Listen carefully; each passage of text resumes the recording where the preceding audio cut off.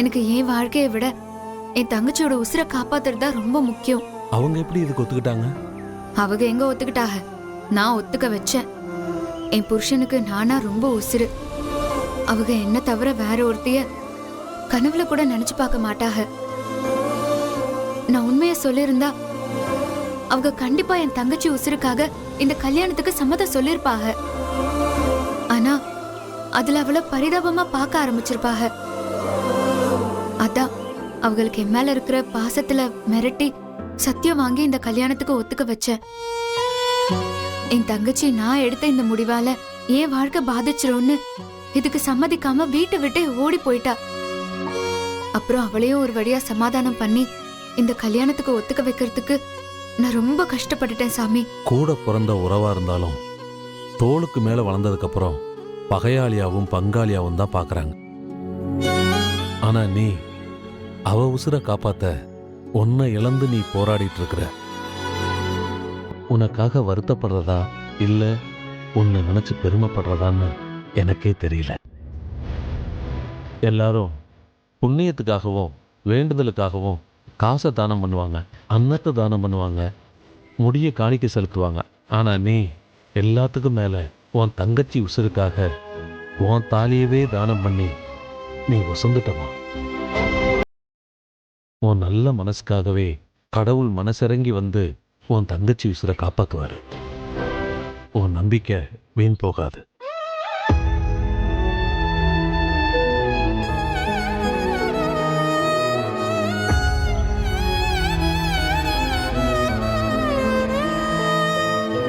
இது சக்தி வாய்ந்த அம்மன் கயிறு. இத உன் தங்கச்சி கையில கட்டிவிடு. அவளை எந்த தீய சக்தியும் நெருங்காது. கல்யாணம் முடிகிற வரைக்கும் இந்த கயிறு அவங்க கையிலேயே இருக்கட்டும். அதுக்கப்புறம் அவங்க கழுத்துல ஏறப்போற தாலி அவ உசுரை காப்பாத்த போற வேலி.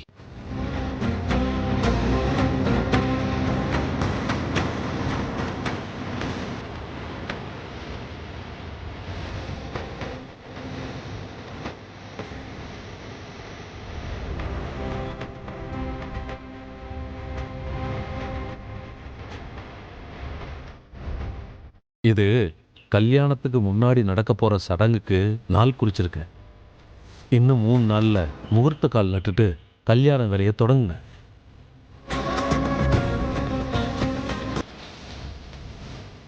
சுகினோ பவந்து தீர்க்காய் சுபவா. எல்லாமே நல்லதா நடக்கும்.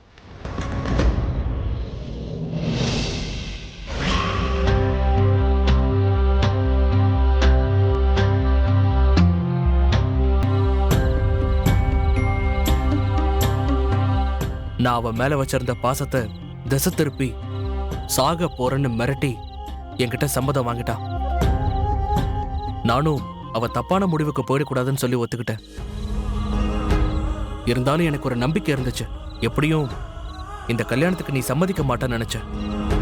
காலையில உன்னை காணும்னு சொன்னதும் முதல்ல கொஞ்சம் வருத்தமா இருந்தாலும் அப்புறம் நான் சந்தோஷப்பட்டேன். இவ போனது நல்லதுதான். படிச்சவ கண்டிப்பா தப்பான முடிவுக்கு போக மாட்டான்னு நம்பினேன். அதான் உன்னை தேடி வராம தைரியமா நான் வீட்டிலே இருந்தேன். ஆனா உன்னை திரும்ப அமுதா கூட்டிட்டு வந்ததும் நீ கிடைச்ச சந்தோஷத்தை விட நீ ஏன் வந்தங்கிற வருத்தம் தான் எனக்கு அதிகமா இருந்துச்சு. அமுதா நீ கல்யாணத்துக்கு சம்மதம் சொல்லிட்டேன்னு சொன்னதும் எனக்கு அப்படியே தூக்கி வாரி போட்டுச்சு தெரியுமா? ஐயோ மாம்ஸ், நீ தக்கா செத்துருவேன்னு உங்களை மிரட்டி உங்களை சம்மதிக்க வச்சு சத்தியம் வாங்கின காட்சியெல்லாம் நான் நேர்ல லைவா பார்த்துட்டு தான் இருந்தேன். நீங்க கல்யாணத்துக்கு சம்மதம் சொன்னதும் இதுக்கு மேல நாம இங்க இருந்தா சரியா வராதுன்னு தான் நான் கிளம்பிட்டேன். ஆனா அக்காவை விட்டுட்டு எங்க போறதுன்னு ஐடியாவே இல்லாம தான் கோயில போய் உட்காந்துட்டு இருந்தேன். பார்த்தா அதே கோயிலுக்கு அவளும் வந்திருந்தா. மாட்டிக்கிட்டேன். நான் எவ்வளவோ எடுத்து சொல்லியும் அவர் ரொம்ப அடமெண்டா என்ன வற்புறுத்திட்டே இருந்தா. நான் முடியாதுன்னு சொன்னதும் கோவில்ல இருந்த மணிய அடிக்க ஆரம்பிச்சிட்டா. அங்க சுத்தி இருந்தவங்க எல்லாருமே வேடிக்கை பார்க்க ஆரம்பிச்சிட்டாங்க. நீ சம்மதம் சொன்னாதான் நான் மணி அடிக்கிறத நிறுத்துவேன், இல்லைன்னா அடிச்சுட்டே தான் இருப்பேன் அப்படின்னு அடிக்க அடிக்க அவ கையில இருந்து அப்படியே பிளட்ல வர ஆரம்பிச்சிருச்சு. அந்த ரத்தத்தெல்லாம் பார்த்த உடனே எனக்கு ஒரு மாதிரி ஆயிடுச்சு. என்ன இருந்தாலும் நானும் அவளும் ஒரே பிளட் தானே. அதான் நான் திடீர்னு அப்போதைக்கு ஜஸ்ட் நான் ஓகேன்னு சொல்லி அவளை சமாதானப்படுத்தலான்னு தான் கூட்டிட்டு வந்துட்டேன். பவானி, உன் நெத்தியில குங்குமம் வச்சுட்டேன்னு தப்பா நினைக்காத. நீங்களும் தான். ஆனா அவ ஏன் இப்படி எல்லாம் பண்றான்னு தான் எனக்கு புரியல. அதே சந்தேகம் தான் எனக்கும். அமுதாவை பத்தி எனக்கு நல்லா தெரியும். அவ என்னைக்கும் யாருக்காகவும் என்னை விட்டு கொடுக்க மாட்டா.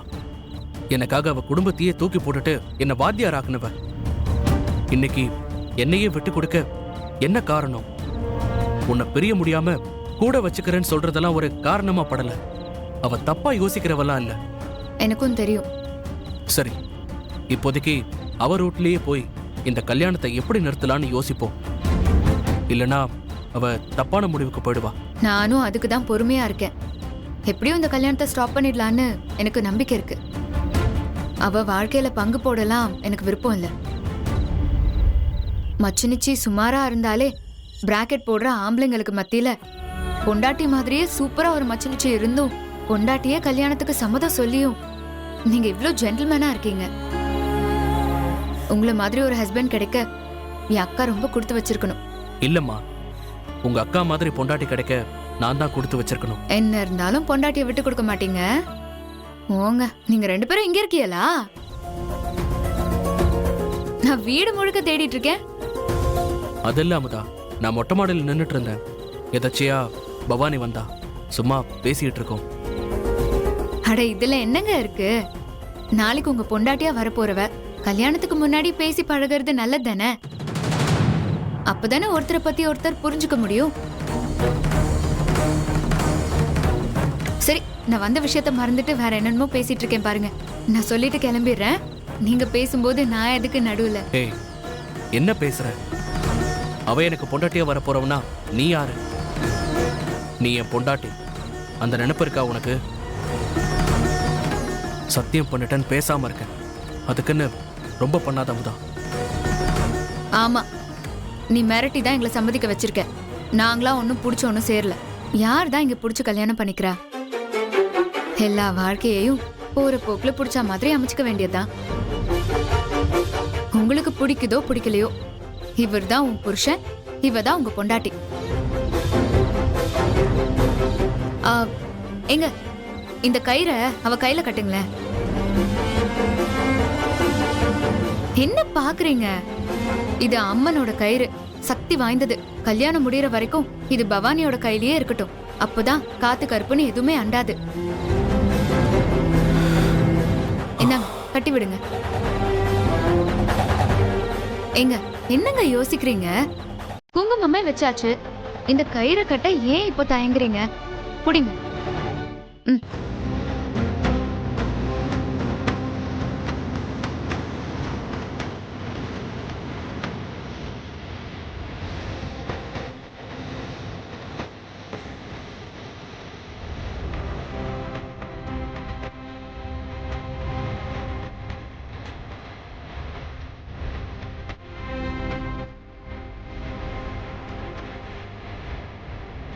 சரி, நீங்க பேசிட்டே இருங்க. எனக்கு கல்யாண வேலை 1000 இருக்கு. நாள் குறிக்கணும், பந்தக்கால் நடணும், உங்க 2 பேருக்கும் பட்டு புடவை, பட்டு வேஷ்டி எல்லாம் எடுக்கணும். ஷோ, மறந்துட்டேன் பாருங்க. முதல்ல நல்ல ஒரு பெரிய மண்டபமா பார்க்கணும். எல்லாருக்கும் பத்திரிக்கை அடிச்சு கொடுக்கணும். இவளுக்கு நகை எடுக்கணும், நலங்கு வைக்கணும். அம்மா இல்லாத பொண்ணு. அக்கா, நான் தானே எல்லாமுமா இருந்து எந்த குறையும் இல்லாம பாத்துக்கணும். முதல்ல ஒண்ணு விடாம எல்லா வேலையையும் ஞாபகமா எழுதி வைக்கணும். இல்லைன்னா கண்டிப்பா மறந்துடுவேன். சரி, நீங்க பேசிட்டு இருங்க. ரொம்ப நேரம் நிக்காதீங்க. மார்கழி பனி உடம்புக்கு ஆகாது. சீக்கிரம் வந்துருங்க.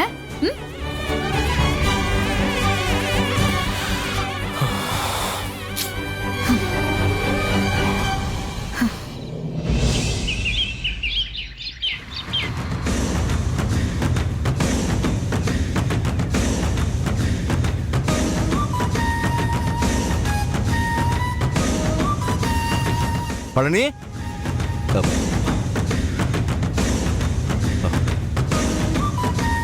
ஏண்டா பழனி, எதுக்குடா அம்பிட்டு பணம்? அதுவும் அவசரமா உடனே எடுத்துட்டு சொல்லியிருக்க. கேள்வி கேட்காதீங்க, முதல்ல பணத்தை கொண்டு வச்சு. டேய்,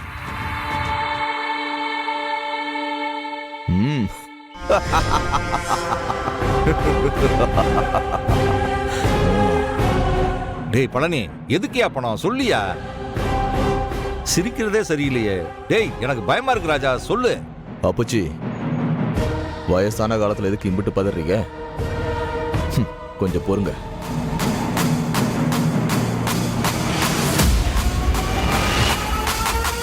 அண்ணா ஆயா இதயத்துக்கு வரான். என்னையா, நீ வந்ததை யாரும் பார்க்கல? இல்லைண்ணே, யாரும் பார்க்கல. நான் கவனமா தான் வந்தேன். சரி, பொருளுங்க. பணம்? பொருளா? பணத்தெல்லாம் ரெடி பண்ணிட்டேன். இந்தா பொருளை கொடு. அண்ணா பணம் சரியா இருக்கும்ல? ஏய், எல்லாம் சரியா தாண்டா வச்சிருக்கேன்.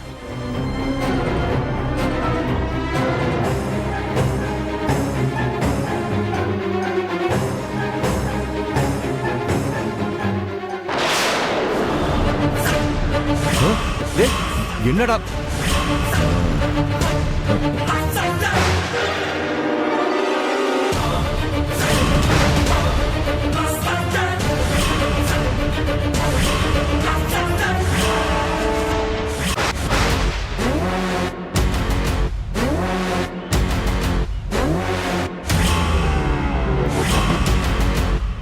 டேய், சுட்டா சுடும்ல. அண்ணா குறி தப்பாம சுட்டீங்கன்னா உடம்புக்குள்ள போற குண்டு உசுர காவு வாங்கிட்டு தான் வெளியவே பாஞ்சு வரும். இவன் பண்றது. சரி சரி, நீ வந்த விஷயம் யாருக்கும் தெரிஞ்சிட போகுது. உடனே கிளம்பு. அண்ணே பொருளை நான் வித்ததா நீங்க வெளில டேய், சொல்லிடாதீங்க. அதெல்லாம் நான் பாத்துக்கிறேன்டா. நான் வரேண்ணே. ஓ, டேய் பழனி, என்னடா இது? பார்த்தா தெரியல, துப்பாக்கி. டேய் இதுக்கு தான் அவசரமா பணத்தை கொண்டு வர சொன்னியா? எதுக்குடா இதை வாங்கின? ஆ, சுட்டா உசுறு பட்டுன்னு போக. என்ன பிச்சு அப்படி பாக்குறீங்க? இனி அந்த அமுதா விஷயத்துல ஆளுங்களை அனுப்புறதுல எந்த பிரயோஜனம் இல்லை. அதான் நானே நேர்ல களத்துல இறங்கி அவளை போட்டலான்னு முடிவு பண்ணிட்டேன். டேய், ஏண்டா?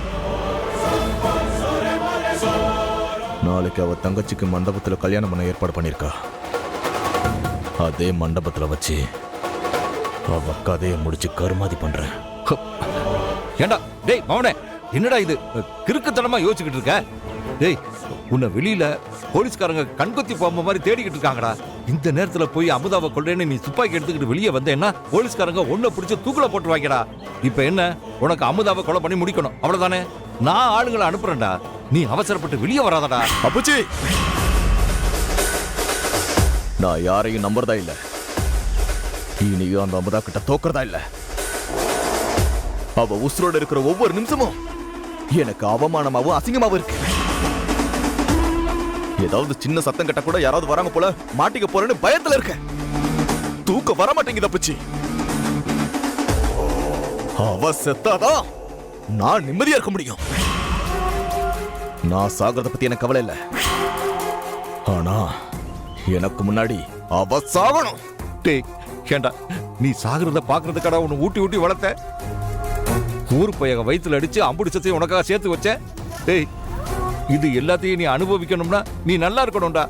அதுக்கு நீ உசுரோட இருக்கணும்டா. டேய் சொன்னா கேளு பழனி, அந்த அமுதா விஷயத்தை நான் பாத்துக்கிறேன்டா. எங்கேயாவது நீ ஓடி போயிடுறா. அப்புச்சி, உங்க மகனை என்ன பொட்டன்னு நினைச்சுங்களா? டேய் டேய் மவனே, நீ நம்ம குடும்பத்துக்கு ஒத்த ஆண் வாரிசுடா. உன்னை நம்பி ஒரு பொண்ணு நம்ம குடும்ப வாரிச வயித்துல சுமந்துக்கிட்டு இருக்காடா. ஏண்டா, உனக்கு பிறக்க போற புள்ள அப்ப இல்லாம பிறக்கணுமாடா? சொல்லு சொல்லுடா. நான் அடிச்சு போடுங்கின சொத்தெல்லாம் நீ அனுபவிக்க முடியாம அனாமத்தா போகணுமா? சொல்லு. நான் சொல்றத கொஞ்சம் கேளு ராஜா. உன் பொண்டாட்டிய எங்கேயாவது கூட்டிக்கிட்டு கண்காண இடத்துக்கு போய் நிம்மதியா வாழியா. அதை நான் பார்க்கலைன்னா கூட பரவாயில்லடா. நீ சந்தோஷமா வாடுற செய்தி தெரிஞ்சாலே போதும்டா. அதை நினைச்சுக்கிட்டே நான் நிம்மதியா கண்ணை மூடுறேன்டா. டேய், அவளை அழிக்கிறதா நினைச்சு ஓ வாழ்க்கையை அழிச்சிடாதடா மவனை. இந்த அப்புச்சி சொல்றத தயவு செஞ்சு கேளு ராஜா. என்ன அப்புச்சி, எதிராளியை உசுரோட விட்டுட்டு என்ன பயந்து ஒளிஞ்சு வாழ சொல்றீங்களா? அப்படி ஒரு வாழ்க்கையை வேணாம். இப்படி பயந்து வாழ்றதுக்கு இந்த உசுறு வேணாம். அவளை கொன்னுட்டு நான் சாவறதான் பெருமையா நினைக்கிறேன். அப்புச்சி, என் உயிர் போக போது நீங்க ஒன்னும் கவலைப்படாதீங்க. நம்ம குடும்பத்தை எதிர்த்தவங்களை அழிச்சிட்டானேன்னு என்ன நினைச்சு நீங்க பெருமைப்பட்டுக்கோங்க. எனக்கு பிறக்க போற குழந்தைய நல்லபடியா பார்த்துக்கோங்க. இந்த அப்பனோட வீரத்தை என் குழந்தைகிட்ட சொல்லி அவங்களையும் வீரமா வளங்க.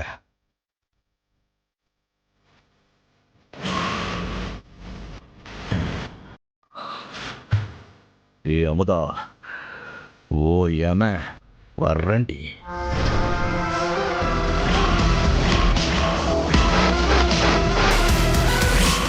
எப்படி தடுக்கிறது? महागणपति पूजा मध्य करिष्ये स्तंभ देवताभ्यो नमः सुमुखाय नमः एकदन्ताय नमः कपिलाय नमः गजकर्णकाय नमः लंबोदराय नमः विकटाय नमः विघ्नराजाय नमः विनायकाय नमः धूम्रकेतवे नमः गणा अध्यक्षाय नमः बालचंद्राय नमः गजाननाय नमः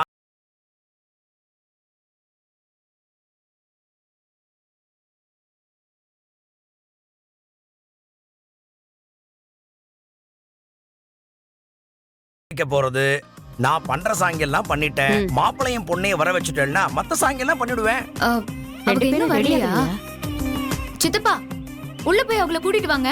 ஐயர் நேரம் ஆகுதுன்னு கூப்பிடுறாங்க. எல்லாமே ஓ முடிவு தானே. அவங்க நான் சொல்லியா வர போறாங்க. நீயே போய் கூட்டு வா. அத்தை இருங்க.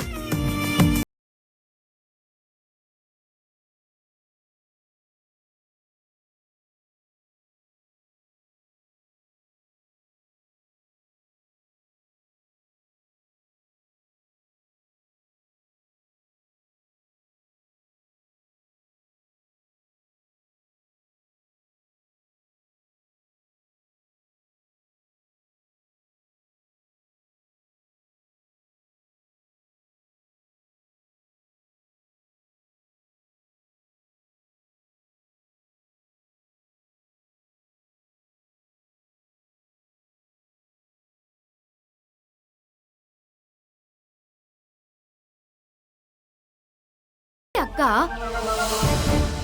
2 பேரும் என் மேல சத்தியம் பண்ணிருக்கீல, அது உங்களுக்கே ஞாபகம் இருக்குல்ல? போய் சீக்கிரமா மாத்திட்டு வாங்க.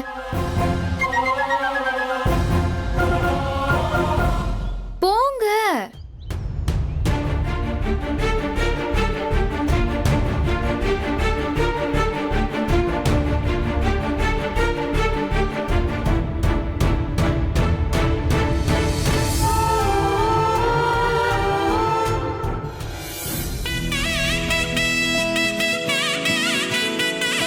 இப்போ வந்துருவாங்க அத்தை. சரிங்கம்மா. कपिलांग नमः ओम गजकर्णकाय नमः ओम लंबोदराय नमः ओम विकटाय नमः ओम विघ्नराजाय नमः ओम विनायकाय नमः ओम धूम्रकेतवे नमः ओम गणा अध्यक्षाय नमः ओम बालचंद्राय नमः ओम स्तंभराजाय नमः ओम लक्ष्मीनारायणाय नमः ओम कुल संरक्षणाय नमः ओम. ஓ, இவர்தான் மாப்பிள்ளையா? வாங்கோ. ஆமா, பொண்ணுங்க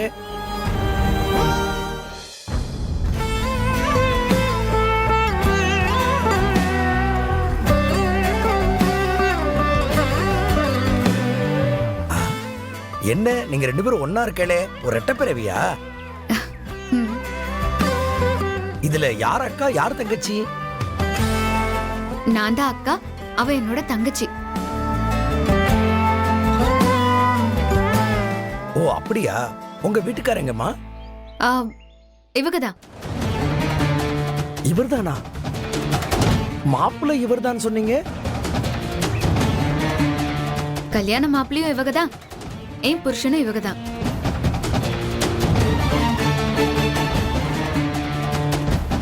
என்ன சாமி குழப்பமா இருக்கா? ரொம்பலாம் யோசிக்காதீங்க.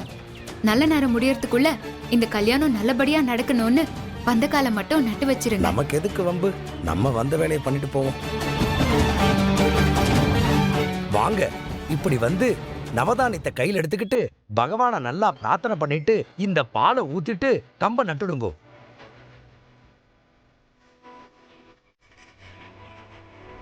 வாங்கோ,